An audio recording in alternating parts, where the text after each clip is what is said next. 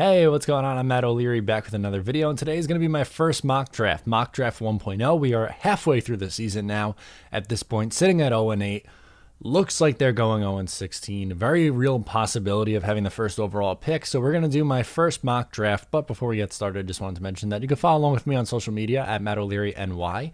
If you haven't already, please make sure to check out the podcast. New episodes drop every Wednesday. And maybe check out Patreon, patreon.com/Matt O'Leary NY, doing bonus content over there. So if you're interested, be sure to check it out for podcasts, videos, live streams, whole bunch of stuff over there. Check it out. So let's jump into it. I'm operating under the assumption that the Jets are picking first overall. Now, some of the later picks, it's tough to say what number it actually is going to be due to all the comp picks and stuff like that. So I am using a couple of different tools to estimate where the Jets are going to be picking. I use both of those sites, so that's where I'm getting my rough estimates from. So without further ado, let's jump right into it. And unfortunately, I have to start by trading Sam Darnold because the Jets are going to finish with the first overall pick. And if that's the case, then I fully expect them to move on from Sam Darnold and to draft Trevor Lawrence. This is not where I wanted this season to go, but that's where it looks like it's going. So I'm trading Sam Darnold to the New Orleans Saints for a second round pick. It's going to put the Jets in around the 50s, taking a player there, but Sam Darnold to the Saints for a second. So keep that in mind when we start this mock draft. Round 1, pick 1 overall. Who else is it going to be? Trevor Lawrence out of Clemson. This is a quarterback prospect that is supposedly the best one since Andrew Luck. He is very, very good despite being out the last couple of weeks with COVID. He is not going to have his draft stock impacted by any stretch of the imagination. He is truly unbelievable what he does on the football field. And he has been doing it since he was a true freshman at Clemson. I don't buy any of the rumors that he's going back to Clemson or that he doesn't want to play for the Jets. Same thing was said about Joe Burrow last year in the Cincinnati Bengals. The unfortunate part about being so talented and going at the top of the draft is that you're going to a bad situation. And let's not pretend that Jacksonville, Washington, or the other team in New York aren't also dumpster fires. The Jets are not the only really, really bad team in the league. So, yeah, they're going to take Trevor Lawrence, and I don't see any way possible that they don't take this pick. I know some people want them to trade it. I just don't see them being the team that traded away the opportunity to draft Trevor Lawrence. So the Jets are going to take Trevor Lawrence here. Round 1, pick 1. With the Seattle pick, I have that at around 26. Somewhere it could be a little bit higher, a little bit lower, but I have the Jets going with Rashad Bateman, wide receiver out of Minnesota. He's a big guy, 6'1", 210, and he's a huge yards after the catch guy.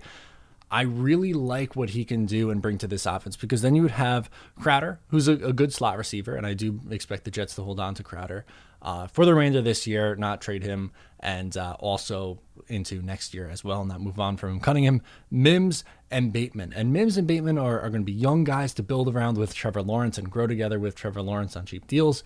That's what excites me. So I could see the Jets go a ton of different directions with that second pick. I would like them to go offense heavy though, and the wide receiver that I think that's gonna be there is Bateman. I don't think Jalen Waddle's going to be there, unfortunately. I don't think Jamar Chase is going to be there. So Bateman's not a bad wide receiver option, and I think it'd be a lot of fun to watch him and Mims go to work with Trevor Lawrence and whoever the Jets' next head coach is. Round 2, pick 33. So first pick in the second round, I am taking Najee Harris, running back out of Alabama. A running back early? That's totally against my philosophy. Normally, yes, I am still anti-taking running back in the first round, but with the amount of draft capital the Jets have and the need that the Jets are going to have, I am completely okay with taking Najee Harris here. He is a downhill runner. He's 6'2", 230, a breaking tackle machine. Even though he's big, he can receive out of the backfield too. Would I love Travis Etienne from Clemson, who could also be with Trevor Lawrence? Sure. But I don't think he's going to be there. I think he goes in the first round, and I'd rather take a wide receiver in round 1. So I am going back to the offense heavy again with Najee Harris to pair with La'Mical Pirine and pick somebody out of a hat for RB3 spot. Le'Veon Bell's been traded. We knew he wasn't going to be here next year anyway. You definitely need to fill this role. So Harris and Pirine to go in that offense, a young offense, could be a lot of fun. And the Jets are going to get an absolute horse in Harris. So that's who I have them taking with their first pick in the second round. Round 2, pick 50. So this is from the Darnold trade with the Saints. I have them going with Patrick Jones II, an edge rusher out of Pittsburgh. He's 6'5", 260. He has really good speed off the edge to start this season. He had 7 sacks in their first 7 games. Edge rusher is a huge need. Yes, I really like what undrafted free agent Bryce Huff has been able to do since joining this team, and they seem to have a nice interior rush with John Franklin Myers and Quinnen Williams. So run that back on the interior. You can use Huff in a rotational role and keep adding to the edge because they desperately need edge help. And let's get after this thing. So my first pick on the defensive side of the ball, Patrick Jones II, an edge rusher, hopefully finally ending the need of an edge rusher, something that they really haven't had consistently since John Abraham, who, by the way, hasn't played on the Jets since 2005. It's been a really long time. Round 3, I have about pick 65, Deante Brown, interior offensive lineman from Alabama, 6'4", 338. The Jets desperately need help on the interior of the offensive line, so no surprise there. He's a top 5 guard in this class. Really, Connor McGovern has struggled, which I was surprised to see because he looked like someone who was probably a top 10 center. He hasn't looked like a top 10 center, and Van Roten and Lewis are probably better served in backup roles. So to get a long-term guy like Deante Brown, who should be a plug and play, maybe he plays with Cameron Clark next year. That'd be really cool. I'd be all about that. Definitely, again, this is an offense-heavy draft for a reason. You have to, because it's so inept. They're scoring 11 points a game. Yes, part of it's on coaching, but they desperately need personnel in here. The interior of the offensive line has to get better. Pair him with Mekhi Becton, let them go to work, and hopefully McGovern bounces back next year. So Deante Brown out of Alabama is my pick in the 3rd round. Round 3, pick 91, I have Marco Wilson, the cornerback out of Florida. He's 6', 190. He's actually the younger brother of Quincy Wilson, who the New York Jets traded for. Quincy has not gotten on the field, but maybe he gets in Joe Douglas's ear, or maybe Joe Douglas really liked Quincy Wilson, and maybe he wants to take a flyer on his younger brother. But he plays on the outside and in the slot, which is something that I like.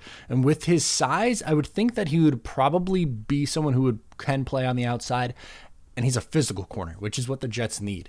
The Jets desperately need help at the cornerback position. I think that they spend in free agency at this position as well, just because how much of an issue it's been for this team. Pierre Desir has been a disaster.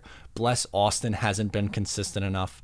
Undrafted free agent Lamar Jackson is not ready to start in the NFL.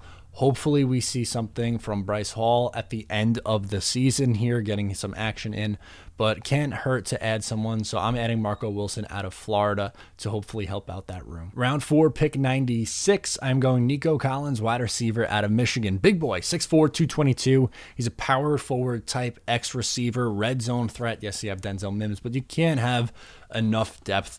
Last year, the wide receiving class was really, really good. The Jets probably should have doubled up and taken 2 wide receivers in that draft class. Joe Douglas does not make the same mistake this year. Add depth. We don't need to see Vincent and Jeff Smith getting touches in 2021. Hopefully they are not on the roster, those kinds of guys. And give me young talent like Nico Collins, who is a big boy wide receiver at Michigan, who I think could potentially transition to a red zone threat. Just give me all the help on the offense as we can need again. Round 5, around pick 143 is what I have it at. So I have the Jets going Brian Mills, cornerback from North Carolina Central. He's a lanky corner, good size, 6'2", a little skinny though, 170. He's a developmental player, but you can never take too many swings on positions of need. Like the Jets tried that with Bless on Austin. It looked like it worked a little bit last year. This year he's really struggled. Maybe it's system, maybe he's just not the guy, but you again, cannot take enough swings at corner, edge, wide receiver, offensive line. Invest on the premium positions. Corner is definitely a position of need and a premium position, so why not take a swing on the 5th round on a athletic cornerback who could maybe develop into something as well. Round 5, pick 147, I'm going Trevor Reed, offensive tackle from Louisville. He's 6'5", he played with Mekhi Becton, so maybe he's just a developmental piece. Offensive line, need depth. The Jets actually have a little bit of depth right now on the offensive line, but you can never have enough depth. Injuries are going to happen in the NFL, and when you're taking guys in the 5th round to round out your roster, you might as well get depth guys, long-term backups. Maybe that's what Reed could be if they're trying to move out from other guys and people who are a little bit older. Maybe Fant's not a long-term answer here. That's fine. Maybe Adoga or Reed or Cameron Clark can develop into a starting role kind of a guy. I don't mind taking a swing on the offensive line in the 5th round, so I have them going Trevor Reed. Round 6, pick 195, Tony Paulgen, tight end out of Virginia. He is huge, 6'7", 265, transitioned from quarterback to tight end And the tight end looks like a position in need right now. Chris Herndon has not been good. Maybe he bounces back in a new system. Ryan Griffin signed a 3-year extension, has done absolutely nothing. And Trevon Wesco, I don't know what he does on this team. So you need help at the tight end position. Poljan is an interesting athletic piece at 6'7". Maybe you could do something creative with him. Hopefully the next head coach you bring in is a creative-minded offensive guy and says, hey, 6'7" tight end? Yeah, let's get nuts. I'm not saying he's going to be anything in the 6th round, but sure, why not take a swing on a guy like that? Again, offense heavy. Please, let's focus on the offense here. Definitely a need for this team. Round 7, pick 254. I have Monty Rice, linebacker out of Georgia, 6'1", 235. He's a good athlete with some speed at a slow position. The Jets are extremely slow at inside linebacker, and they just moved on from Avery Williamson in trading him to the Pittsburgh Steelers. CJ Mosley's going to be back because of that contract, but maybe he can compete with Blake Cashman. And if not, then okay, you have a special teams guy, but definitely needs speed at inside linebacker. So if you're looking for someone like that, Rice seems like the guy. And that rounds out my first draft class. There's going to be plenty of mock drafts coming on this channel. That's all we can think and talk about with the New York Jets right now because of how bad they are. But Trevor Lawrence is going to be the pick if they're picking first overall. They're going to have to trade Sam Darnold. And I know I went offense heavy. I know I went crazy for me in going a running back with a 33rd pick. But the Jets desperately need a new identity. They desperately need to rebuild. And hopefully that does it. So I'd be excited with this draft. Let me know in the comments down below what you think. Again, plenty more to come. But for now, I am Matt O'Leary. Thank you so much for tuning in. And I will talk to you next time.